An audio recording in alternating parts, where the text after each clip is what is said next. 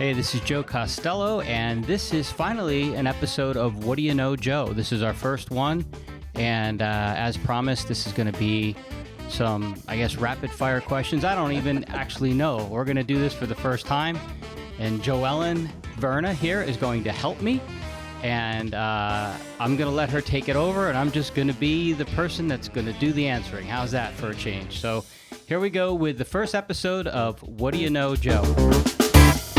Hello, Joe. Hello, Joe. So as you had put out there to the world that you wanted to have some questions brought in, I know some people emailed you, and then in anticipation of this, I actually also reached out to a few other people and asked them some random questions that they might want to know. All right, I'm ready. Are you ready? Okay, so I was just thinking off the bat when we were first talking about this with some of the people that I reached out to. As a drummer and an entrepreneur and now a podcaster, music obviously has weaved its world through you, weaved its energy through your world. And one of the things that I think surprised a lot of people is that you didn't spend countless hours sitting in your room listening to what is considered popular music and didn't know the lyrics to all those songs. So tell us, what were you listening to all those years as a young man growing up in New York? So I think it's funny. We were talking about this the other day with friends out on the lake, and me and this friend of mine who's a bass player was like, I used to listen to all of these songs. I couldn't wait to get home and open these albums and listen to the bass parts of them. And I think the reason I sort of skipped that part in my life is and I'm not blaming her, but my mother thought, I think, that rock and roll went hand in hand with drugs. And I think that playing Led Zeppelin in my house would have freaked her out. And my father was a sax player, and he ended up getting through the Army safely during the Korean War because he had the capabilities of playing an instrument. So he's part of the Army band. And I grew up in the restaurant industry, and the bands that were there at night in the lounge were more of like top 40 and even jazz and a lot of Frank Sinatra type stuff. My father always had Dean Martin and Tony Bennett and Frank Sinatra. So I grew up with a lot of that. So I guess it's safe to say that I skipped over a lot of that type of music that was happening during the time that I grew up. Unfortunately, if I could go back now, which I'm going to actually, I bought a bunch of vinyl. So I'm going to go back and make up for lost time at some point once I get the actual record player. So that's the answer to that. Okay, interesting. And you actually have already stolen the thunder of some of the next questions. Oh, sorry. That's how you roll. No, I was thinking about science and how science has attributed a lot of memories are linked to music and vice versa. So I was going to ask you about some things and triggers that pop up. And so you mentioned your dad. So let's talk about pops. What is a song or a genre or an artist that makes you think of your dad? It would totally be Frank Sinatra. Just because not only did he play that music a lot, and he would point out to me, listen to his voice and his how he would be really clear in the lyrics that he sang. But it would be music that I would hear in the restaurant all the time. It would be the Nelson Riddle Big Band that did all the arrangements, and my father would talk about him playing in a big band. And then when Christmas rolled around, we'd have every Frank Sinatra Christmas album. So I think that's really the core. And as you know, when we have pasta night here, we play Frank Sinatra because that's what's supposed to happen. So no, I don't know. All right, makes sense. How about your mom? What role did she play, if any, or did she like music? Did she have music on in the house? Anything make you think of her? I don't think of her and relate music to her. She put up with me to the point where we lived in a ranch style house, and my brother and I shared one bedroom next to my sister's at one end of the house where all the bedrooms were. And then it went from the bedroom area to the living room area to the kitchen area to the sort of laundry room, utility room, garage at the far end of the house. And at one point, they took the one room and I think they extended onto the house, took the laundry facilities and put them into the extension part, and then gave me my own room at that end of the house, which is basically my own wing, so that I wouldn't disturb the rest of the family while I was either listening to music. I'd even have band practice in my room with my friends, or obviously playing my drums, which would drive everyone crazy. So, but she, to her credit, she would take me to gigs. I was playing at a young age. So she took me to gigs, and she would literally sit in the parking lot for 3 or 4 hours, depending on the gig, and read or nap and at that point there was no cell phones, right? So you had to bring a book or a newspaper or whatever, the magazines, Good Housekeeping, I don't know. But she would literally, man, God rest her soul, she would do a lot for me. Even though she wasn't musical, and I don't picture her as someone that musically influenced me in any way other than supporting me. So that's a huge influence. She can influence by support. Yes. Okay, how about the college years? What about them? Music. What triggers any memories? We're looking at what the soundtrack of your life might be. We'll ask you to give it a title in a minute. Again, going to college, it was a big deal. It was a small New York State school, and it was a big deal that school had a student-run jazz ensemble, and we had, like a lot of schools that had jazz ensembles, we had an A and a B band. And to get in the A band, you obviously had to be the better player, better reader, all of this stuff. When I first got to the school, I was in the B band, and while I was in the B band, you could, what do you call it? You could challenge anybody in the A band for their spot. And so if you challenged them, you would go in during a rehearsal of the A band, and you would read down a chart that you knew you had to do previously, so you had time to rehearse it, but then you had to do a sight reading one. So they would throw a new one in front of you, and you had to do it, and both you and the drummer in that A band would get up and do it as well. So we're both sight reading, and we're both playing a chart that we previously were told to do. So there was a lot of jazz in college as well, because I was in the band. Anytime we jammed, it was very much jazz, except for my vocal training, which was classical, which none of you will ever hear, just so you know. Yeah, in 18 years, I've never heard it. Yeah, so no, you won't hear it. It doesn't happen. Sorry. Okay, so then I won't ask you necessarily put a name or a title to the soundtrack of your life, because I guess if you had to make one up, what would it be? Oh, I don't know. I mean, I played a lot of different styles of music, so I don't want it to sound like it's all jazz. I mean, in high school, we had a rock band. We did originals. We did covers. We played out. So we played a lot of different stuff. I just don't think I ever played the heavy rock stuff when I was young.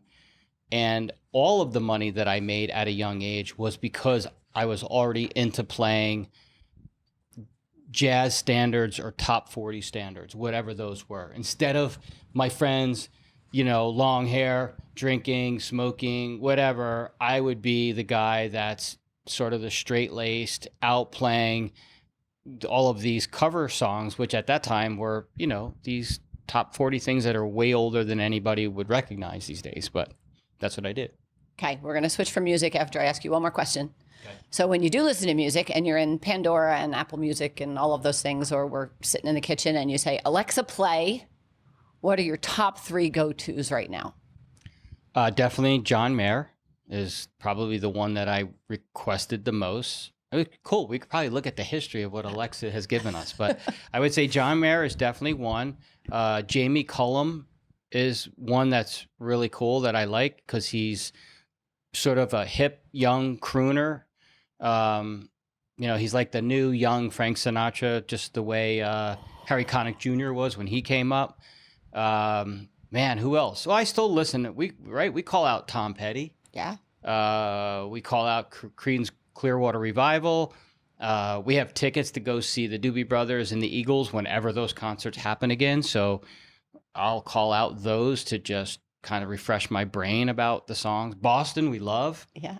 God, I mean, that was one that was definitely a musical group that I listened to heavily. In the days when I grew up, you could pretty much drive while you're kind of intoxicated. So coming back from the clubs, high school, I guess, we would just have the windows down, cranking that. We'd have Jack in a Box wrappers all over the front seat and the back. Who knows? So that's the answer to that. All right. Awesome. So now I have a random question. Okay. Doesn't have to be music. It can be anything, anywhere. What are you not very good at? What am I not very good at? Oh my gosh. This was a solicited question. What am I won't tell not- you wants to know the answer. Oh my gosh. What am I not very good at? I'm sure I'm not very good at a lot of things. Oh my gosh. Being patient. How's that? That's probably, I don't know. That's a good one. I'm very much like, got to get it done, do this. I'm not patient with things. Man, not good at. I don't know. I'm sure there's a ton of things. So if patience is one of them, Yeah. has there ever been a time that your impatience has bit you in the ass, so to speak? Oh, I'm sure.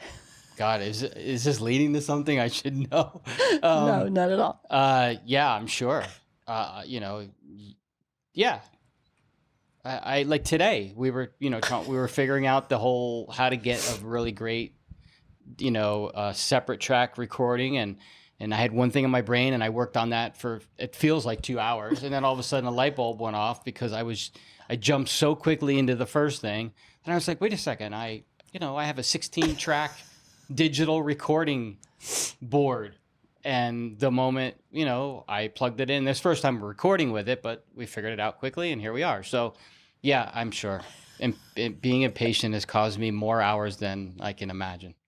Well, that's a good one. Okay, so now, what is your biggest failure and what did you learn from it? So I think my biggest failure for me is at least one of them. There's multiple, as we know. Unlike a lot of people, I have a fair amount of regrets in life. So We're going to get to them too. I'm sure. I definitely one of the biggest regrets, especially since I just interviewed Nate Morton, the drummer from The Voice. One of my biggest regrets was that I always wanted to go to Berklee, and I don't remember, to be honest. I feel like it just wasn't in the cards financially for me to be able to go to that school. But I bet you it was. It was probably some excuse that I made up or that was manufactured that didn't exist. But when listening to the interview with him and talking with him, knowing that was a performance school, and I went to a state school that was very much more of classically trained musicians. And that's not putting blame on where I am today musically, that if I had gone to Berklee, I would be, I would have fulfilled all my dreams and goals and aspirations, and I'd be on tour with John Mayer. But I feel like choosing, picking something and going for it is important. And I think, like Nate said, his two biggest choices in his life were, one, going to Berklee, and two, going to Los Angeles to go where the gigs were that he knew he wanted. And so I think making choices towards what you really know in your heart and your soul are right eliminate regrets later on. And so that would be one. And do you want another one, or do you? I asked for your biggest failure and what you learned from it. So if you're that's probably are you saying is the failure that you chose the wrong school? I think so. Yeah. Okay. I think that I would have I would have been in a better place at a performance school like Berkeley with the competition around. And it was my choice. It was ultimately my first choice, and I didn't do it. I ended up just going to a state school. So yeah, I would say that yes. Okay. Looking back, I think I would have been a lot further off in the musical world by going to a school like that. Okay, so since you brought up regrets, I'm going to skip my next question. I'm going to move to, I know you have many, many, many regrets, more than most people that I know. And nobody wants you to list them or give them a sum total. But if you could give anybody any advice or inspire somebody by helping them not make any decisions that they're super going to regret, what advice would that be? If I'm not like specifically naming anything, I think You can be as specific or vague as you want. I think that we all know the right answers.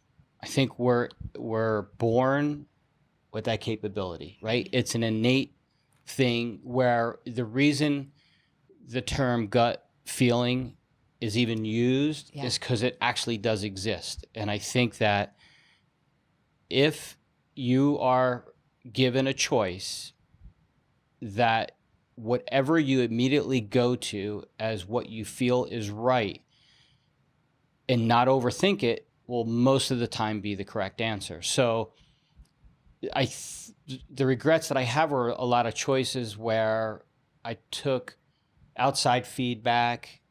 I overthought it too much. I just didn't go with my gut. And I just think that's, one of the most important things. It's something that I did recently where I felt like I had to cut back on doing everything, right? They always talk about the key to having success and getting more things done and living a better life is saying no to things. And then when you say no to things, other things open up. Sometimes they're more important. They're more, fruitful. You feel more fulfilled in life. But if you're doing a bunch of things that you don't need to do, you don't want to do, you're just filling a calendar and you feel like you're keeping yourself busy. It's important to kind of look, you have to stop and pause and look and say, okay, like Nate said on the thing, what can I be doing right now? Like he had the mantra, what can I be doing right now to get a gig? Right? That was one thing that he wrote. Or I think his whiteboard has something like, what I'm doing right now, is that the best use of my time? And it's kind of along the lines of that. You know when you're doing the right thing and when you're not. And again, it comes down to a gut feeling type thing. So yeah, if we get into specifics about regrets, I can give you one. You want one, or at least? Sure. I can give you. Yeah, I'm going to get in trouble by saying these, but it's true. So I think my first regret was getting married. I know when I was young, and it's funny because I think we heard it the other day. Your daughter, one of her friends, said it, and she's like, "I don't want kids."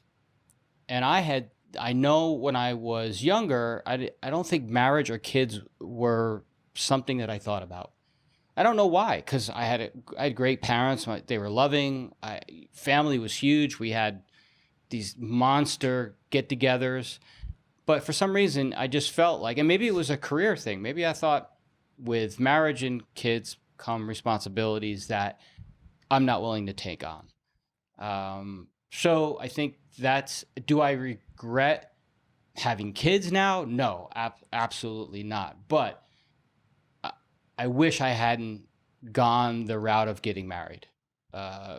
It took me off track. Just all the reasons I didn't want it, in my heart and my soul, I think it took me in the exact direction that I didn't want to go, which was settling down, having this responsibility, a home, car, payments, blah, blah, blah, then kids, then all of that stuff. So that would be one very distinct, marker of regret. The other one would be that in, I guess it was the late 20s, early 30s, when I grew up, having hair was really important.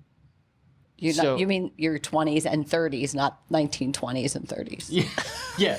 No, not the, I know. Yeah, I know the crow's feet are in there, but yeah. So in my late 20s, early 30s, hair was still, the whole, and half the audience might know the name Telly Savalas and the other half will not, but he made being bald hip. Charlton Heston, I think, right? He made being bald hip in whatever movie it was. So I decided that I could not bear to have a bald spot or go bald. So I started, like a lot of people, a lot of men in that day and age, when having a full head of hair was the way to be. It made you look younger, and you think of all these remedies of putting foams and sprays, and God only knows what you do in your head. And I think the biggest regret for me now, that I actually, think my head is fairly round and not bad looking, is that I decided to go get hair plugs.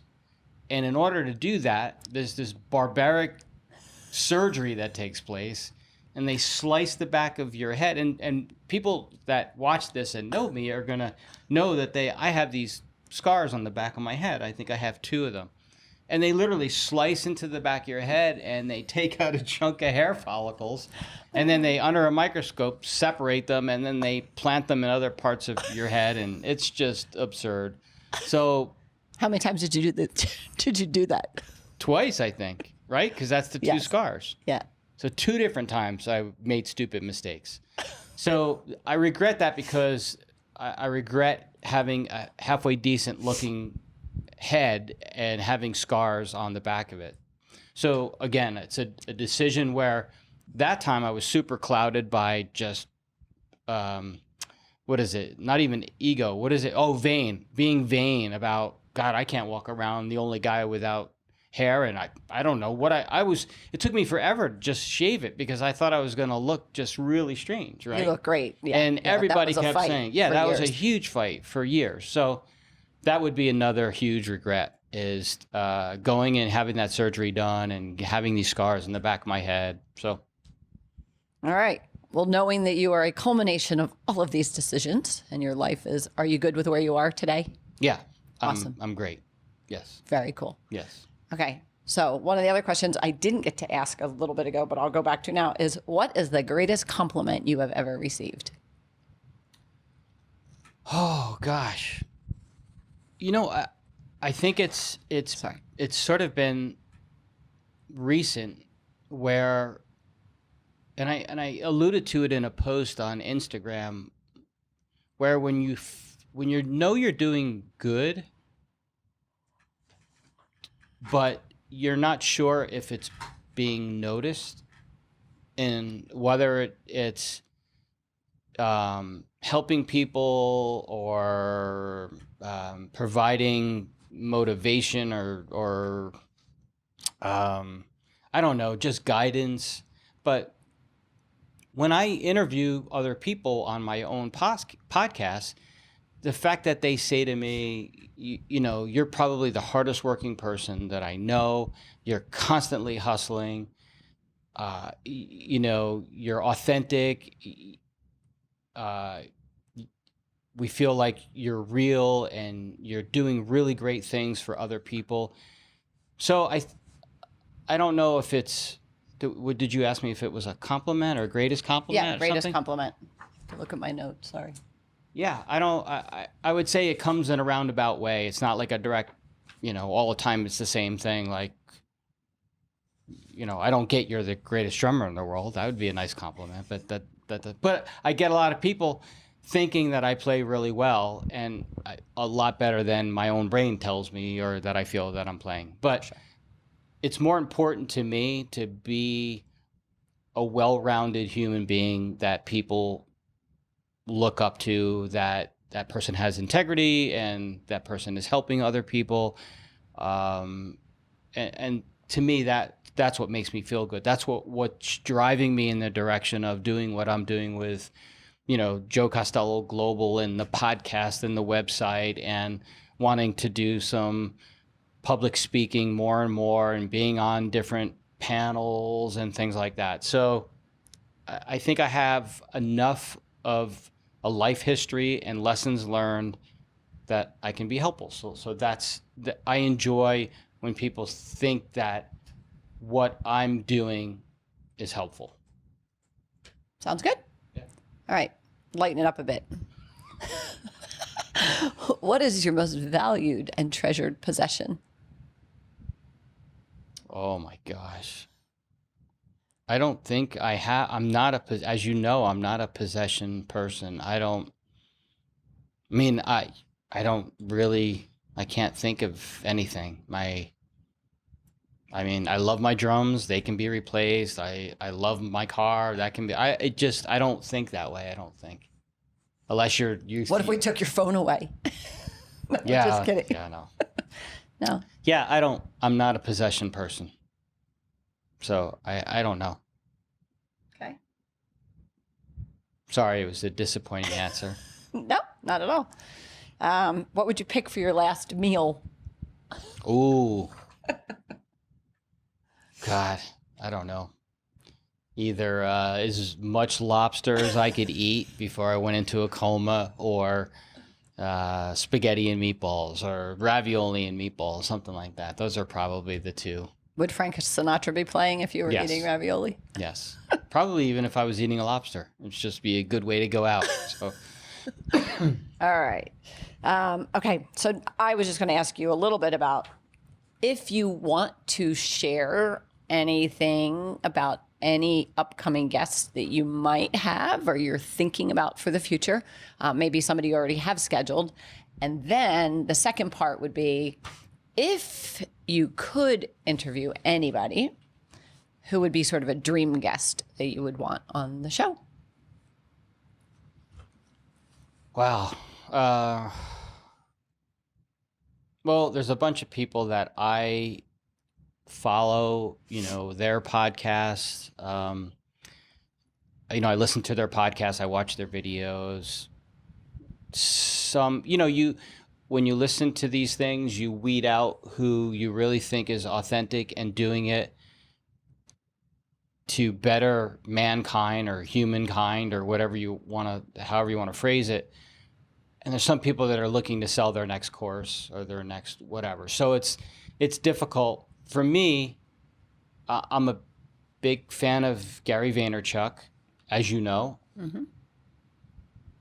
I know that you can take him in certain doses, and probably I can too. But I think there's an authentic value that he brings that I really like.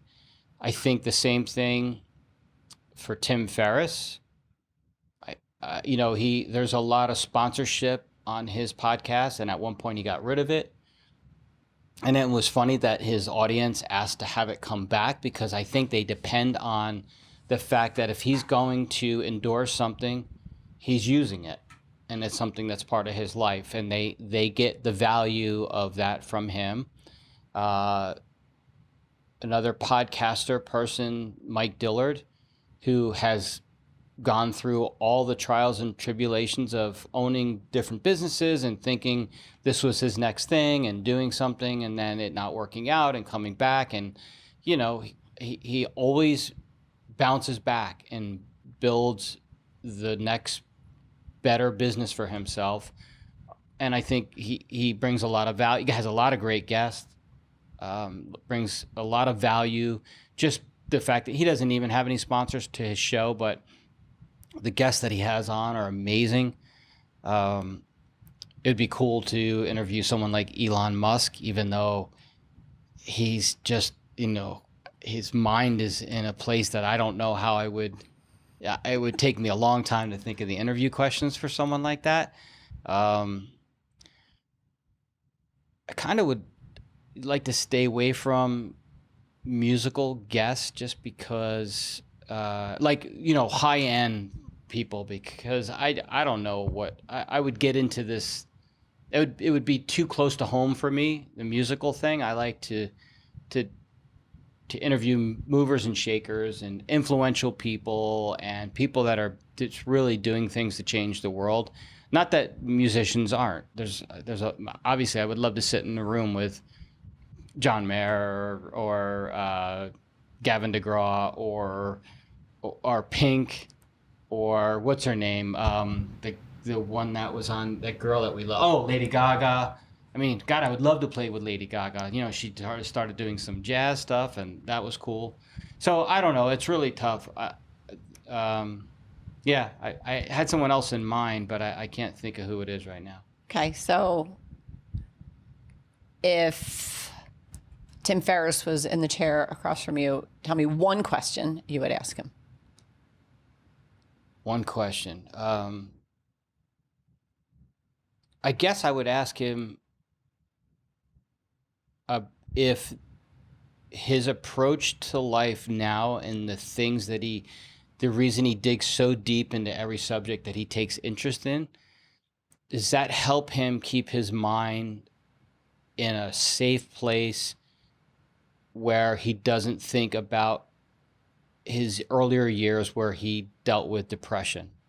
Because, he really, I think it was in high school or early college, something like that, where he almost killed himself. So to go from that state, because I think it's valuable for other people that maybe suffer with depression, to go from the state of almost wanting to kill yourself to being a hugely successful entrepreneur, someone who invests in companies. He has one of the I don't know, he's probably in the top 10, or I don't know where he ranks in podcasts, but it's listened to by millions and millions of people. So I think it's interesting to find out how someone can pull themselves up by their own bootstraps to such a low and get to such a high, and being so successful. So what would be your question for Gary Vee? Gosh. Do you ever slow down? Yeah, it would be like, do you ever sleep? It's just like the amount of content that is, I don't know. I thought about today when I went and I saw an Instagram post, and I'm like, I wonder who the first person is that gets to like one of his posts. Like, when do they go up?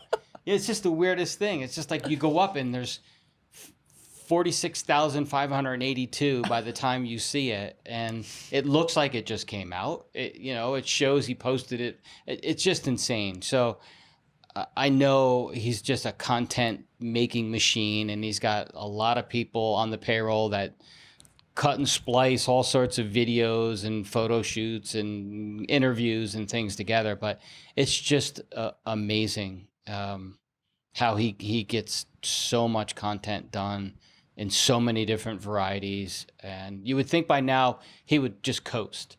Not coast in business sense, because he's not that kind of person, but it would just coast on the content. But every day there's something new. There's like a new cartoon, a Gary Vee cartoon that he does, or there's a Gary Vee drawing that like someone's taking a photo of him and has pixelated into a drawing, or all the things where he does where it almost looks like 3D, where he's pointing down at the bio or the link below. Like, it's super creative, all the stuff that he does with content. And so I just don't know when he sleeps. All right. And I'm going to wrap it up with one last question. Cool. If you were sitting in my chair interviewing you, what's one question you wish I had asked you? I guess, what does the future hold for Joe Costello? And I was saving that for next time. No, just kidding. No, I'm only kidding. Go. I mean, because, as you know, I have a current business that, like all businesses, it was dramatically affected by COVID-19. I own a booking management agency called Onstage Entertainment Group, and we book all forms of entertainment for corporate events, event planners, private parties, resorts, you name it. Everything from an instrumental guitarist to synchronized swimmers in a pool to mentalist, magicians, circus acts, all the way up to A-list entertainment. And that was a really great melding of my business expertise, because this is what, my fourth, maybe fifth business. But this is a true marriage of my entrepreneurial spirit, my business acumen, and my knowledge of owning a business, being in the restaurant business. So understanding front of house management, having entertainment. So being able to put musicians in resorts and understanding the flow of everything. And supporting live music. Yeah. And being a musician Yeah. yourself. And still, finding some time to perform here and there. So that I like it because I feel like it's been helpful to the musical community, right? I mean, that's one of the compliments that I get. It's like, you do so much for the community, because I am allowed, I can get so many entertainers working every year. So that part, I like that I'm doing something that's helping put a roof over these musicians' heads and getting food on the table and all of that stuff. I want to take that feeling of being helpful with Joe Costello Global and going a step beyond with, my Instagram post and the podcast episodes and the videos and public speaking and sitting on panels and all of that stuff, to share the knowledge that I've gained throughout the years, and just being more of an influencer, but doing it with real expertise and not just, putting up quotes and things like that. Just trying to, wanting to give practical knowledge to help someone. Maybe they hear one thing that helps them along the way, and you never know who that it's going to be. And that's what I was talking about earlier, is that I don't know that these people are following my Facebook page or my LinkedIn profile or my Instagram post. But the fact that when I get to talk with them, either doing an episode on my own podcast or talking to them live, they say stuff like, wow, I saw what you did there. And I'm like, I have no idea that you're actually monitoring what I do or care what I'm doing. But it's cool when I find out that they really, they're watching it. And so I don't know. I want to continue more along the path of being helpful. So I like it. Good. So, I like it too. So what do you know, Joe? When are you going to do one of these again? Well, we need more questions, obviously. I think you have more questions, but Yeah, there's a list. Yeah, cool. So, but it would be great if you can send in any questions that you would like to have answered, anything you'd like to know about me. I think these What Do You Know Joes we've heard from enough people now that they want to know more about, like, the side of me, my life, things like that. It brings more of an authentic approach to what I'm trying to do. And I'm all for that. It's nice when you watch and hear other people who are out there doing things like this really tell you a real human story about something in their life. And that gives you a point of attachment to them, saying, that person's actually real. It's not this Hollywood facade of, you don't know all the underlying things about them. So we want your questions. So send in your questions to hello@joecostelloglobal.com. Or if you want to DM me on my Instagram account, or you want to send a message in LinkedIn, or you want to send one on Facebook, I'll put in the show notes all the links. Actually, they're already in there. I don't have to do that because I have the links to LinkedIn, Facebook, Instagram, Twitter, all of that. So, and the YouTube channel where these videos end up after we actually put up the episodes of the podcast. So I would love your questions. Be easy on me. Nothing too strange or weird or hard. but I'll do my best to answer as many of them or all of them that I can. Awesome. Thank you. Thank you. Love you. Thank you so very much for listening to this podcast. It's so important to me that you've taken the time out to listen and potentially subscribe. If you have a moment, it would be great if you could share this podcast. I would also love it if you could rate it. And if you have time, it would be amazing to have a review by you. Once again, thanks so much for listening. I really, really appreciate having you here and being in your ears.